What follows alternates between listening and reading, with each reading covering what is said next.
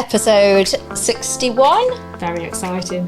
Very exciting. We are back in the studio with Rufus and we have a very special guest. Absolutely. Welcome. Thank you. So excited to have you on because I met you, I attended the network event with Jade and Chloe at network, and you came in with this absolutely incredible energy, and like for me is bringing women together, and your journey, your story is incredible. So you own Abbey House Dental Practice, which is very successful. And so where did it all begin for you? And I suppose for you wanting to empower people and women. So let's start with where it all began for you. So I guess for myself, it's been quite a personal journey for me. So similar to what I said at the event, my kind of passion came from watching my mum. So I come from a corner shop, typical Indian household. Mum, dad run a corner shop 7 days a week. And my mum used to just be on the tills all the time. And as I was growing up, her confidence started to kind of plummet. And at the time I was too young to understand it, but it was to do with her, how she was coming across to customer.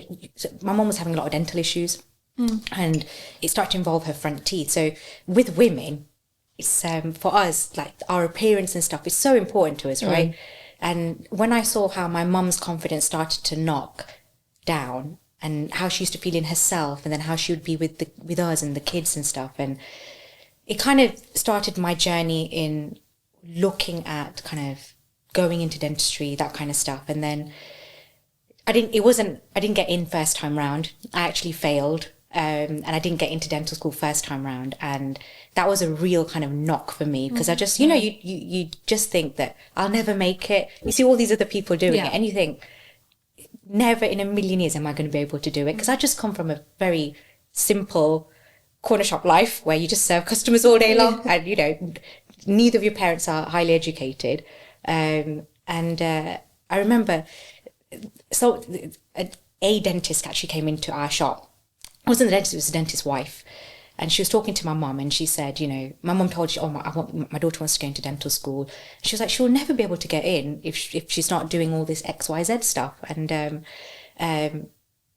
my mum introduced me to this lady. And if it wasn't for her, I don't think I'd even be on this sofa today. Oh, really? I honestly, I believe that the universe, whatever you're seeking is seeking you. Yeah. And I believe that somewhere in the universe, whatever your beliefs are, but she was maybe supposed to come and speak to my mum in that moment. Absolutely. Yeah. And that kind of cemented it. Little did I know then. So then I started, reapplying for universities and stuff. And coming from the family I come from, I wasn't just allowed to just take a gap year out. Like, it was like, look down, you can't just, what are you going to do with your life? So I had to find a job. So I worked as a dental nurse and I would work and then I'd do like, after work, like, redo my maths and stuff, just whatever needed to be done to get in. And anyway, long story short, then I managed to get into dental school. Can we take a moment here and just talk about that you never gave up? And I think it's so important that we talk about it, actually. You have this dream and you have this vision. Yeah. And it could have been quite easily for you then to just go, right, well, I didn't get in. But it's so powerful that we keep going with this vision and you did it. And how incredible. Like, I think people are so quick to give up on the first go. Yeah. But it's trusting as well and doing all that work behind the scenes. Yeah. People think it's so easily that these things are placed upon us, but actually there's a lot of hard work that goes into it as well. It's, it was just being open, like not closing myself off completely from it. And I had 101 reasons why this wouldn't work and one reason why this could work. And I just held on to that one possibility. I did not know if this was going to happen or not. All I knew was the next step. My dreams were to go as far as possible, but in that moment, my reality was just that next step. And based on the resources you have available to you, like I was, I had to find a job. I was 17 and a half, 18. I was just about to turn 18 then. And I'd come from a very protected family where I hadn't even been to a cinema. I hadn't even had a takeout before then. And then, you know, going to find a job, making sure that I was just networking, even from that young age, with people and learning. And, you know, you have to take action. It's all good having thoughts in your head. Yeah.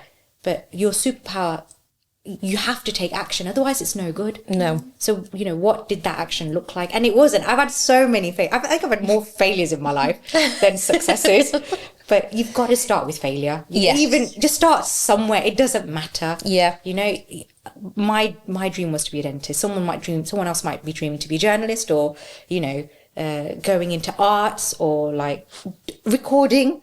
Yeah. Right? Yeah, Yeah. it's just a vision. It's just a vision. And you have to take them steps. Yeah. You have to put the work in, the behind the scenes. And I think you said earlier about the inner work. Yeah. Yeah. And about healing. I think for me is healing that little girl inside of me, and nurturing them parts, and to become the woman that can fully embrace herself. It is. It's, you know, sometimes the path ahead is not clear. And even without that clarity, there is one thing we all have, and that's this inner courage. You have to foster that courage. You have to, this is what my thoughts are, that you have to learn to be your own compass in life. And, you know, even if it takes one shaky foot at a time, one step at a time, one shaky phone call at a time, but you just taking those actions is what's going to build you. And little did I know at the time, and it wasn't that I was given it instantly. I wasn't. I had so many no's. I had so many rejections. I had so many, you're not good enough for this job. You're too, you know, you're too shy. You're too quiet. You haven't got enough education. You know, you don't have the grades. You don't have. And even amongst all of that, you still, maybe I didn't even know there was an alternative. I just thought I have to keep going. Yeah. With your inner compass. With your inner compass. I love that inner compass. And I think as women, young girls growing up, that isn't instilled in us. And, you know, like you said, you know, you're too quiet, you're too this. These are the things that are put on us. And this is what we are. But actually, let's go back to our inner compass. Yeah. That's so powerful, isn't it? And listen to actually, yes, there's all these no's, but I know there's different. Yeah. That is so powerful. I love that. I really love that. It is. It's, you know, you're growing up and you're taught that you're, you know, maybe you're not taught, maybe you just think this, maybe I just thought this, but, you know, it's like you're going through life and you see yourself as a little drop in the ocean until you grow, and you realise that you were the whole ocean in a drop, you know, and that, you know, that is where your power comes from, is actually doing that inner work to see that you are a whole lot more. And you will never know if you don't put yourself out there. You know, it doesn't matter whether, whatever makes you alive, go and do it, because it's not easy. Yes, you're going to get bruised, battered, and like possibly slaughtered along the process. But what is life if you're not going to do that? And this is where, you know, as women, maybe they had this back in the day, maybe we're trying to cultivate it now, but you need a circle around you that's going to recharge you, to say, you know what, it doesn't matter if you fucked up, it's fine. Like, keep going. Like for me, that was my mom. Like, she's like, it's okay, go on, shake it off, back up, off you go. It's that you know, network. You do need that, you know. You need somebody to be able to say, right, okay, this has happened, but let's go again. Yeah. But actually, that it's okay to have that support network, but a lot of it does come from yourself as well, doesn't it, to keep getting back up. Yeah. Actually, I'm not going to allow, because you can be battered and bruised along the way. Yeah. And it is difficult to keep getting back up. But you then went to uni? Then I went to uni, and, you know, because it was so hard to get into uni in the first place, my attitude was so much, I was so grateful. I felt like someone had given me a golden ticket. And, you know, every single day, like I went into my university accommodation, it's a shithole, but to me, I was like, oh my God, look at this. You know, I had an iron stain on the floor of my carpet, right, from the previous person. I was like, this is amazing. Like, this single bed, this is amazing. And I remember just like, I was in awe. I felt like a girl that was just released into this amazing jungle, and I was just like seeing people and talking to people, and I just felt so alive and free.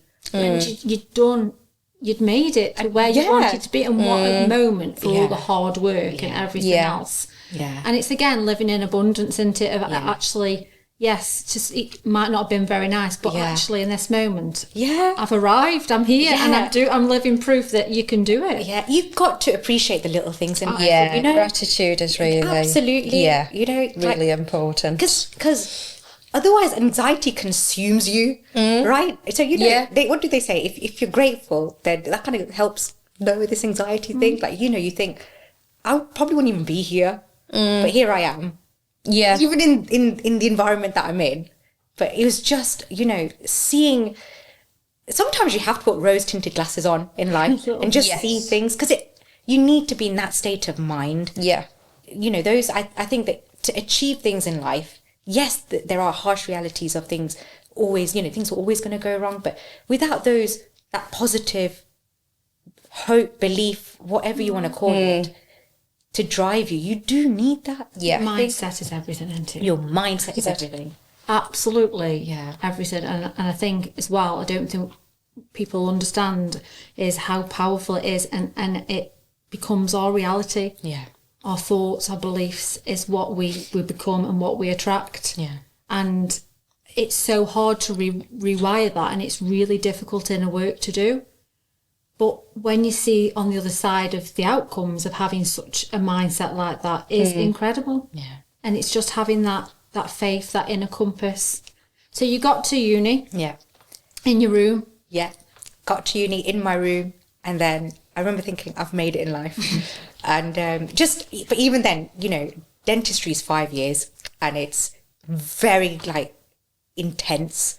So again, get your head back in the game.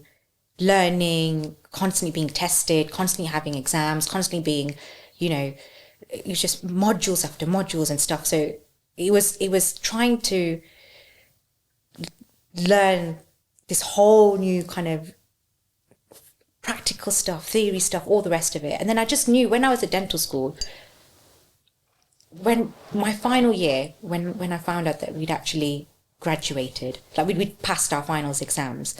And in my head, it was like, oh my God, now what am I going to do with my life? Like, up until then. You need another. It was like, well, I've always just been aiming for this. That's it. Now what now? And even my husband, like my boyfriend at the time, but now my husband, he used to say to me, he goes, what are you going to do now? He goes, all you've been saying is, I just need a degree. Now that I've got a degree, what are you going to do? I was thinking, I don't know what I'm going to do. Like, what am I going to do? And then it was like, I went into, we have to do something called, foundational training as a dentist. So before you get like, you know, released to the world, you have to work under a supervisor in real dental, you know, in a dental practice.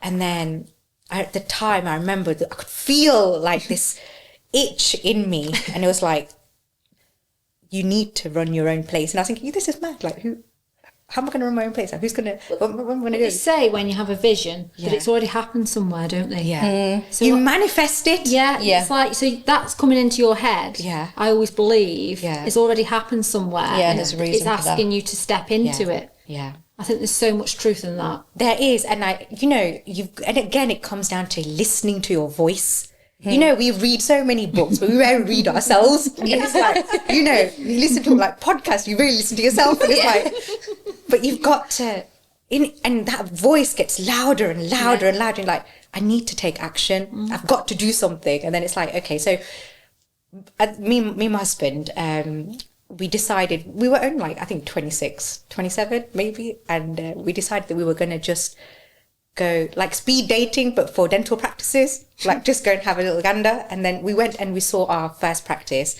and it was the one in Stone. And we were so young, and the previous owners, Dr. Bates and Dr. Lehane, they saw me and Amit, and then they were like, I said to him, there's no way they're going to give it to us. Like, we're just two young kids.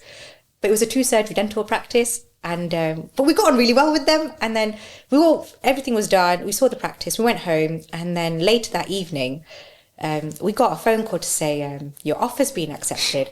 And I just shut myself, and I thought, oh my God, like how are we going to buy this? Like, we've just come out of dental university. Yeah. You had 1 year of working. Because then it's like the financials, like you're going in, you're entering another league, like football league. But, you know, you've now got to like pull out the bag. And I remember thinking, how are we going to do this? And then he was just like, we're going to do it. It doesn't matter. We're going to have to face this one day. Let's just do it. And so we gathered our savings, everything, got bank loan, the lot of it. And then we put it down. And then from that moment, you had to start growing up. So, like Sarah, I was telling you, naturally I'm quite a quiet, shy, I keep myself to myself type of girl. And I care a lot about other people's feelings. I don't want to rock the boat, or naturally I'm quite a timid, like, maybe I'm not coming across like that right now, but genuinely I am. Like, I'm quite a quiet person. And you then enter a leadership role. Yes. And going from that girl who doesn't want to upset anybody, doesn't want to disturb the status quo, to then leading a team, that was a journey in itself. Like, I had to learn that if I allow others to, it's okay to get advice of people, but you're the one that has to make the decision. Yeah. And as you're growing up, you know, you rely on other people's, I was relying on other people's advice, to the point where it became so clouded, I wasn't able to make decisions. Yeah. And the decisions that I was making was based on other people's point of view. Yeah, rather than my own. Yeah. And it got to a point where it was actually beginning to cost us the business because we weren't able to lead it. Yeah. And you think you're helping, you know, I was thinking that, you know, by taking this person's advice, I was showing them respect and, you know, taking them on board because they're older, like, you know, they knew the ropes more than I did, but it wasn't working. Things were falling apart, and you have to grow. I know people say grow balls, but like, you have to you have to step into that version of yourself that like, when you're so, I suppose, like, people pleasing, or like you do want to rock the boat because what we're brought again as little girls. Yeah. So then when we come and want to take up space, that's really uncomfortable. It's really uncomfortable. You know, if you're not a confrontational person, or you don't like, you know, it's you're coming into a territory that you're thinking, I'm not comfortable with, and that you want to run off from. 100%. You want to bury your head in the sand. Absolutely, because sometimes I feel that coming onto the podcast, because I have a version of myself that's still like, Sarah, what are you doing? Yeah. Get back in your box of being small and quiet and da-da-da. Yeah. And it takes a lot to step into outside that box. Yeah. A lot of courage, lot of inner work. Yeah. Actually, I'm here and this is who I am. Yeah. So how did you manage to step into that version? After failing a million times. Yeah. But here we are. We have to do that. But then you get to a point where I think there's this realization that if I don't step up, not only is it going to cost me, it's going to cost all the team members that actually trust me and are in the mud with me. And like I said, you need the courage. So one shaky conversation at a time, you start building, and even if you might not be the loudest person in the room, you can do it even if you're the quietest person in the room, but you start building your values and your beliefs. And you know what? If this goes wrong, I am taking full responsibility for it. And I think that's the moment when you start to grow up and you're thinking, I will own this responsibility. It is my decision. At the end of the day, I am leading this team, and I'll take everyone's advice, but the decision will be mine. Yeah. I will decide whether this sounds like it is what I want to do. And you start questioning your why, you start questioning your vision, it's really it was a process of me trying to build clarity. And to this day, I'm still trying to build clarity. It's like an ongoing project. You know, every so many months, I'll sit there and I'll think, am I doing the right thing? Is this growing? Is Abbey House Dental heading the way it needs to be heading? You know, based on what I want, based on what the people want, based on what, you know, what's the overall goal? And I think this is where you start, like that Simon Sinek stuff, your why. What is your North Star? Why are you doing this in the first place? You've got to keep coming back to that. You come back to it. You've got to come back to that all the time. And in a lot of aspects of your life, coming back to why. Yeah. What is important to me in this moment? I think it's so important to come back to that. you know, and it's building that layer by layer by layer.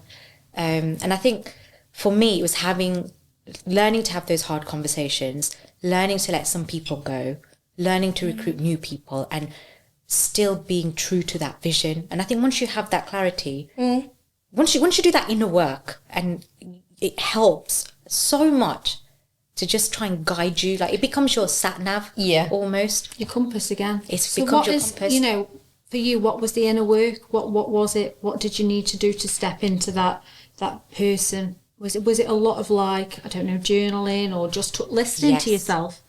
Do you know,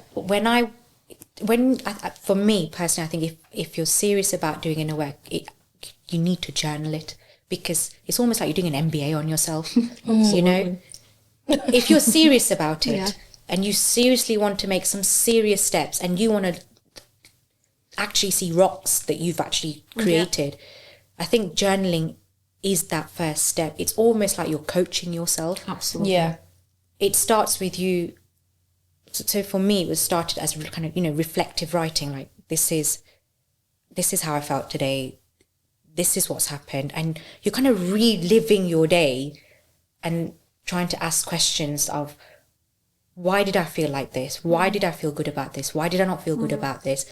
What is it that I need to learn from this? And you're bringing yourself onto the forefront of it. Yeah. You know, and not just that, I think it, like, you know, you are manufacturing that compass in you, you know, and and not just that in yourself, but you learn to respect other people as well. You learn to respect them for everything that they are. They've got their own compasses. What is it that they want to do? And they're joining your team. You're not just there to say, I'm not just there to hear you tell me what you want me to hear. Yeah. I'm here for you to just tell me genuinely. And then I think if you've done that work yourself, it almost kind of helps you ask them the questions. Yes. It does. It's very true, isn't it? And I think it's like, I always say, it's about building a solid foundation within, you know, so you can always come home to yourself in the moments of like what am I doing? Yeah. Is this right? Actually, listening to yourself is so important. And I feel like for me, as I've like, suppose, learned to build a home within myself, and that's then I've been able to step into that higher version of myself, step into the podcast, because I feel safe enough to do so. Not all the time, I mean, but you know, it's building them strong, that inner work. I am so here for that inner work. I think, again, you lead with compassion and you move with love as well. Yeah. Always, even in, I suppose, you know, meeting everybody with a level of understanding. I think once you've done that work, that's what comes as well. I think it's... I think it's quite humbling in a strange way. So humbling. You know, like we're all going through it.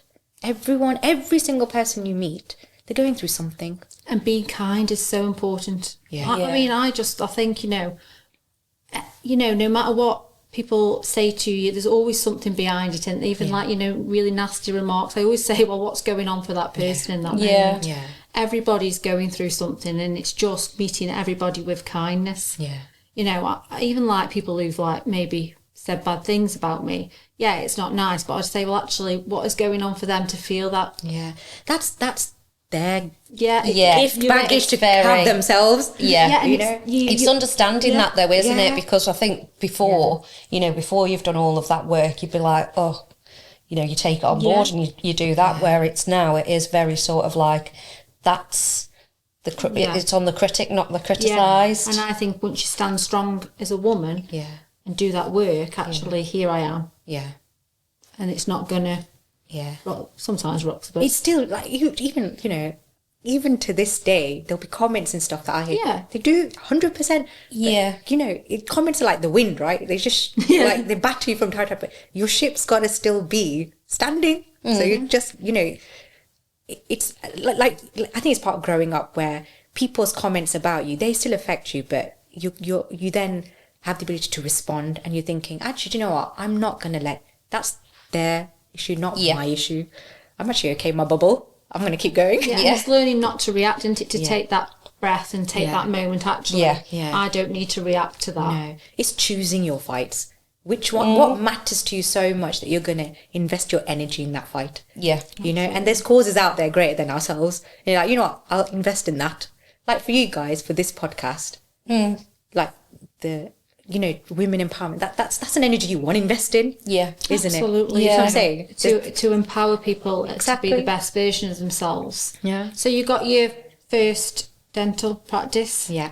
And so that was a 2-surgery dental practice. It was quite run down, and it was, you know, bringing it into the 21st century, like, so doing, you know, rebuilding, doing the whole refurb, hiring staff. You know, that's scary if you've never done it before. Yeah, like, how do you absolutely. pay staff? How do you figure out annual leave? How do you bill? Yeah, How do you, it's literally you know, it's like everything, isn't it? silly little things like that. Yeah. Like contracts, like what is meant to be in a contract? Yeah. You know, how do you go to the bank and ask for a loan to, you know, do a refurb? Who do you go to? Which are the suppliers, and how do you do it? And, you know, it's all a learning curve. But I think in the back of my head, it was always, at some point we're going to have to face this music. So why not just do it now? Yeah. You know, and that's always been there. And I think we just kept going with, even if people looked at us like, these two are nuts. Like, what are they doing? Like building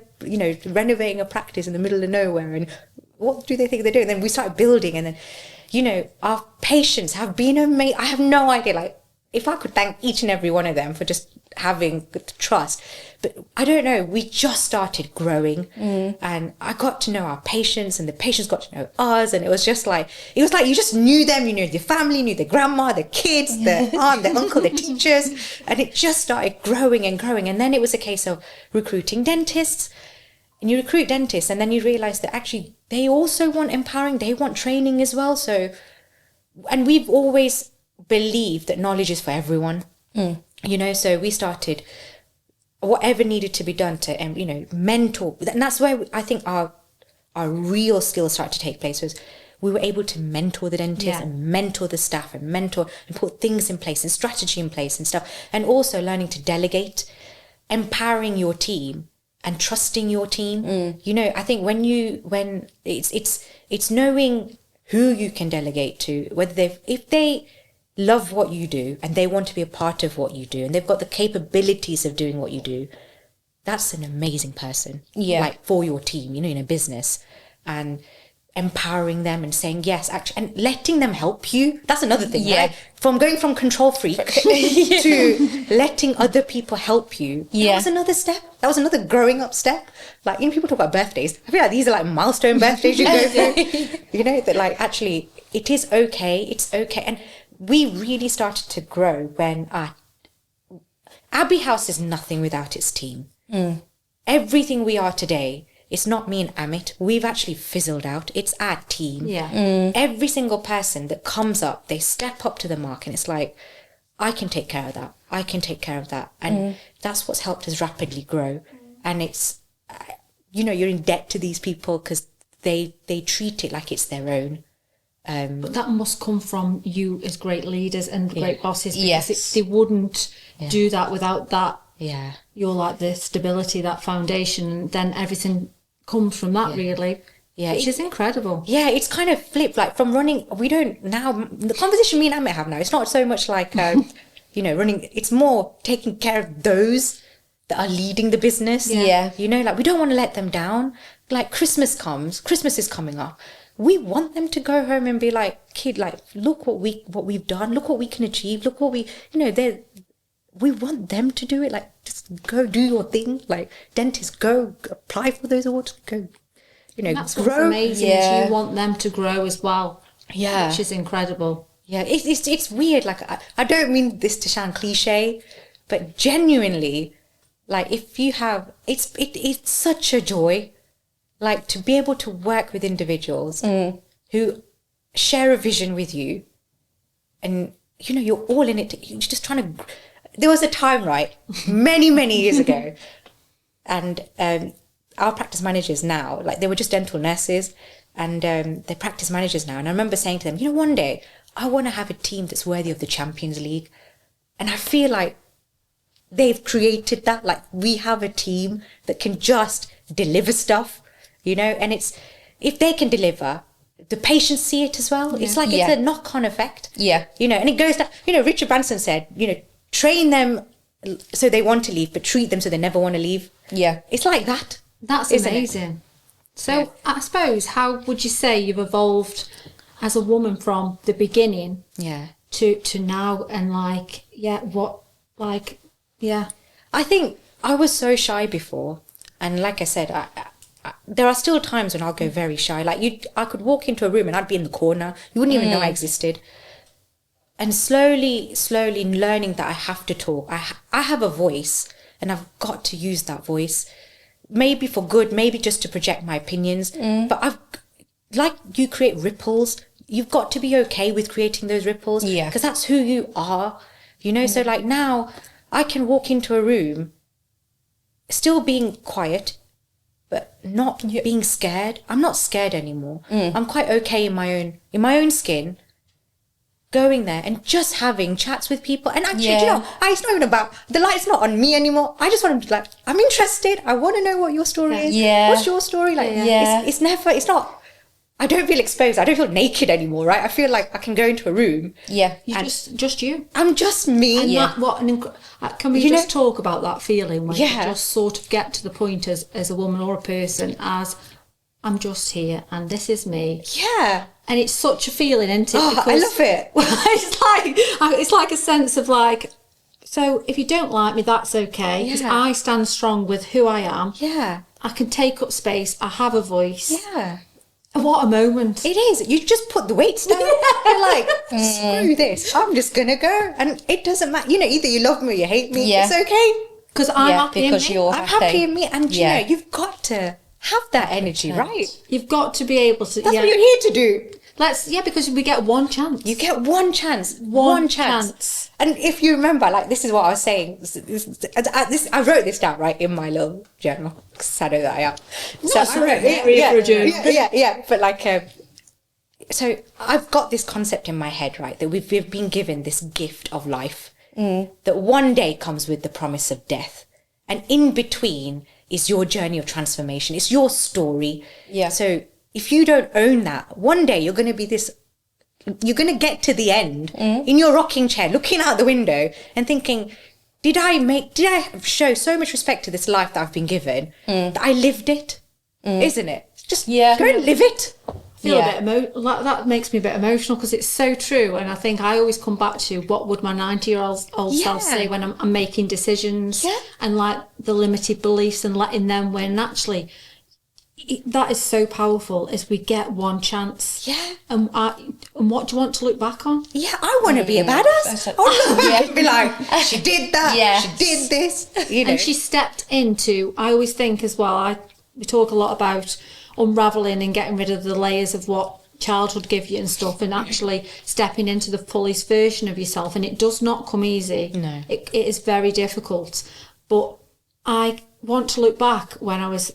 Do you know what I really liked about what you said is transformation in your life is about actually, yes, growing up, you're told to do this, this and this, but who are you beyond that? Yeah. Who is Sarah Luby beyond everything else? Yeah. And I have to say, over the past few months, I can feel this is me. Yeah. Here I am. Content. Yeah. Present. And I think, you know, I always say, and I want to empower women, I suppose, and men to choose themselves. You have to. Do the uncomfortable things. Make the uncomfortable conversation. I love that as well, the shaky step. Yeah. It's not easy. It isn't easy. But you're living proof that actually here you are, that quiet small girl is now stepped into leadership. Yeah. It's not easy. There are days I'll sit in my car. I'll get to work and I'll sit in my car before I step out and I think to myself, oh my God, am I going to be able to face this? Because every day is chaos. There is no rainbow sky, right? Like every day is chaos. And some days you just don't have the energy in you. Like you're drained, right? You can barely get yourself out of bed. You can, you know, just to get out of the bed, get a shower, brush your teeth and like get out of the house is an accomplishment in itself some days, right? But just, if you have that mind of, you know, I must still go and take that step, regardless of however this step looks, I'm going to take that step. progress is better than perfection. Progress is always better than perfection. Yeah. Just keep taking those steps. And at the end of the day, it doesn't matter what anyone says. At the end of the day, you're going to be the judge right at the end. Yeah. And that judge version of you is going to be so thankful that you took the step, whatever that step is. Yeah. You know, and, you know, there's so much, you know, like mental anxiety, and we hold it, we hide it. Everything looks really confident outside in the world. Like I was saying to you, to the outside world, things can look amazing. You can look prim, proper, and so confident. And inside, there is turmoil every single day, you know. And I think that we're all going through, to some level, those turmoils, and it's trying to navigate through that wind, you know. Because it is just wind, isn't it? It is. And I think, can we talk about the days where it's hard to get out of bed and brush your teeth and have a shower? Because I like to talk about the realities of it. It's not rosy. No. It's hard. And I think every day we are the creator of our reality. And I speak openly about most days I have to get up and meditate. I wake up with anxiety. Yeah. I have 1 million thoughts going around my head. But I have to choose different. And that's really difficult. Yeah. But we have a choice, and we have to take that shaky step. But there's so many days where you just don't want to. No, and it's that, isn't it? It's knowing. It's firstly having the awareness to see that you have a choice. Yeah. Yeah. And the second step is, once you've had that awareness, is taking some form of action. Yeah. You know, and it is so difficult. There are, and some days I don't have the energy. I am in my bed. Like, I've got the kids going mental around me. You know, it's like 10, half 10, 11 o'clock, and I still can't get myself out of bed. You know, I'm like, not just physically exhausted, mentally exhausted. You know, you can't even think for yourself. You can't even see yourself. You just see, like, I've got all these things I've got to, you know, people need, like, I've got to be a mom. I've got to be a wife. I've got to be a... You know, and you lose yourself. Where's the me? She's gone. I don't even know. So many layers. Like, good grief, it's like being crammed down, isn't it? It is, you know. It's a lot. And I'm not. I don't think any of us are immune to it. I think so many of us have that. And for some people, it's like an emotion, isn't it? Some people feel it to a certain level, other people feel it to a different level. But the more we talk about this stuff, the more people see, actually, do you know what? We are all in the same sea. Like, if this person can do it, then I might be able to do it. And if I can't do it, then can I get someone to help me get through it? You know, things like having the courage to have that coaching with another person, or counselling, or having that being vulnerable enough to have a honest conversation with your friend and saying, I actually feel like shit. Yeah. You know? I'm going to be honest, you know, and I need to tell you that I'm not okay. You know, I barely know what to cook for dinner. Like, I've just been eating toast and tea. Like, I don't know what to do. And it's an important thing to talk about, isn't it? Is that nobody has got the shit together. No one is. And I think, you know, this as a woman, as a mother, there's so many plates to be. You're spinning so many plates at all times.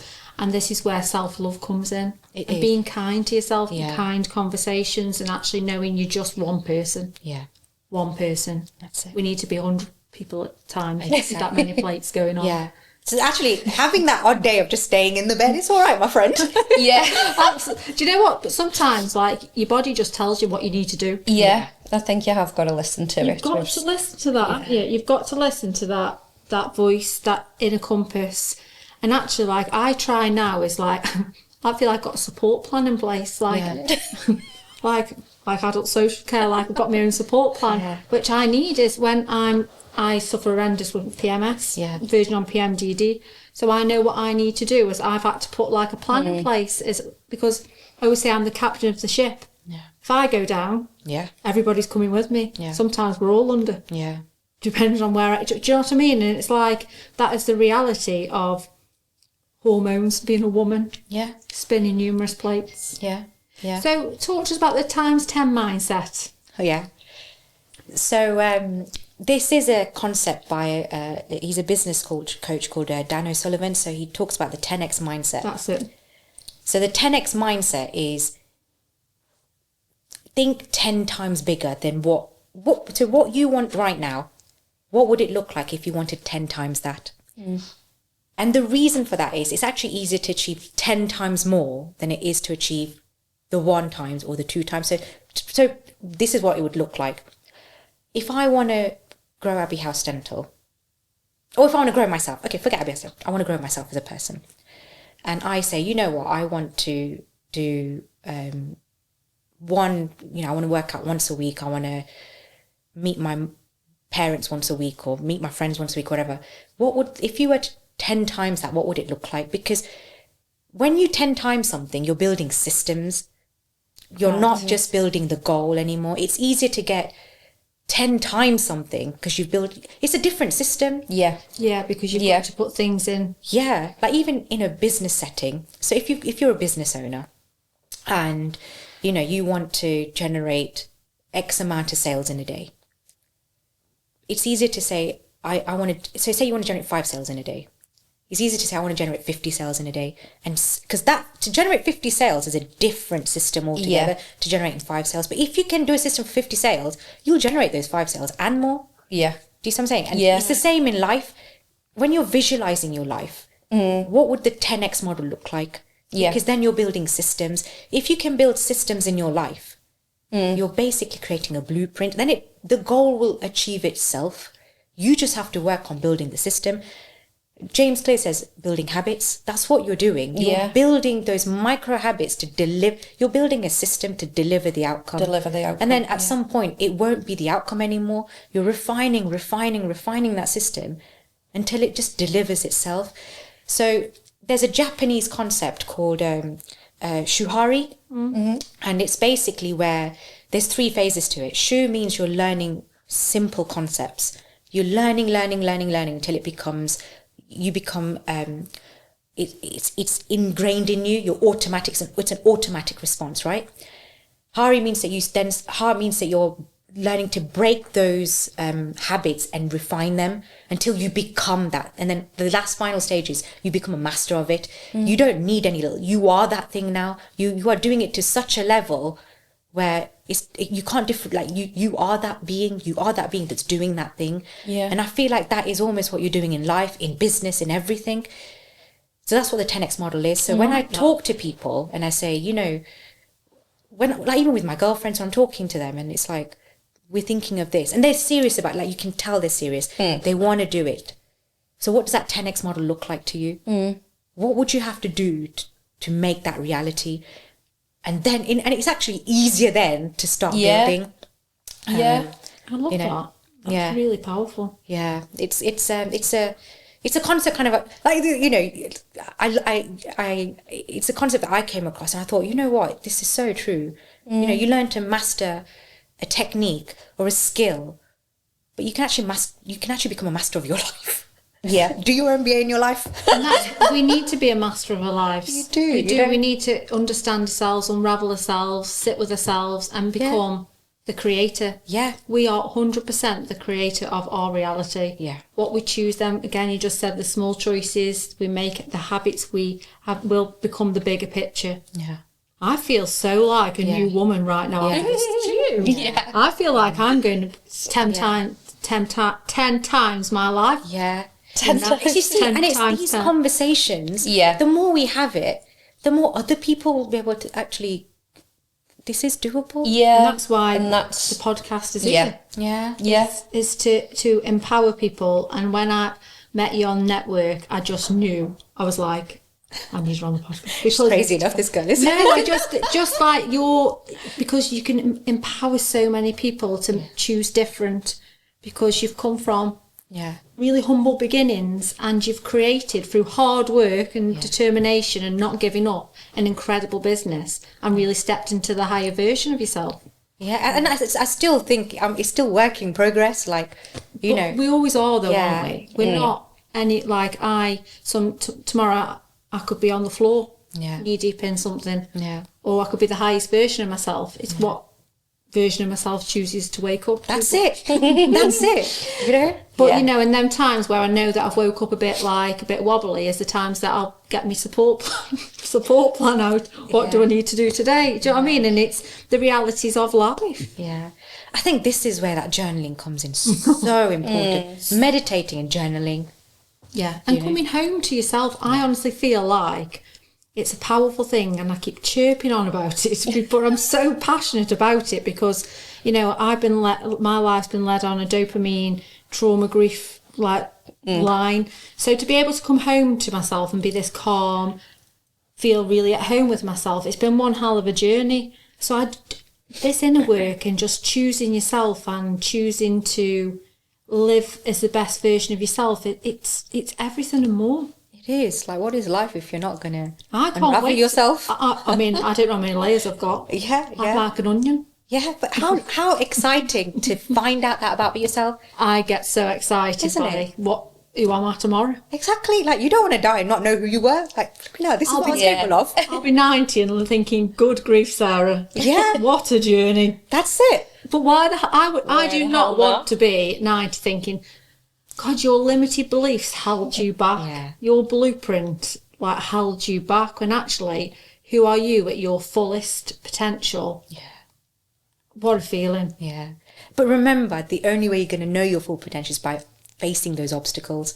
You know, if those obstacles exist in your life, then you also exist in the life. You are just... I feel like I'm in a continuous obstacle. That's it. Do you like the hurdles? That's it. I feel like I go over one and then I reach another. I go over one, and then it's like, but do you know what? I think for years and years and years, I ran away from them hurdles. Now, I go through them. Sprinting. But the thing is, I go through them with anxiety, shaky steps. That's it.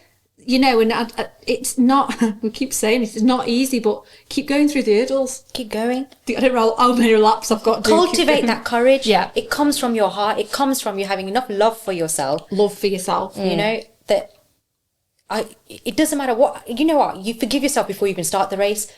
If this messes up, it messes up, but you're going to do it. And if you do it, you're still going to be there tomorrow. Just do it. It's so important to have that love for yourself. You do. And it's so hard, you know. Oh, God, good. I think that's a skill in itself, to learn to love yourself. It is, isn't it? Yeah. It is hard, and loving the parts of yourself that aren't like, you know, like the hurt parts, the broken parts, nurturing them parts is really hard as well. Yeah. Like, you've got to love yourself for your shit and your greatness. Like, it's colourful, kind of kaleidoscope. Just, it is what it is. I'm just that many different colours, good grief. Yeah. But yeah, thank you so much for coming on. Oh, no, it's an absolute pleasure. I love speaking with you guys. It's amazing. You know, you could have a monthly slot. Yeah. Everybody should have a monthly slot. Just come on. Not even with the camera. We need a little catch up. Yeah, not even with the camera. But yes, thank you so much. Thank if you there was so one message much. you could give to the listeners, what would it be? One thing. I would say that we're all dreamers, and if there is one thing, that take action. It doesn't matter how that comes about. Don't just live in your head. Like, take action. If you have a dream, go for it, and don't stop, because you get one life. Just live, love, and conquer your limitations. There you go. I mean, what an end to that. I mean, thank you so much for coming on. Thank you. That's it for this week. We're back next week. Have a good Amazing. Sunday. Bye. Bye.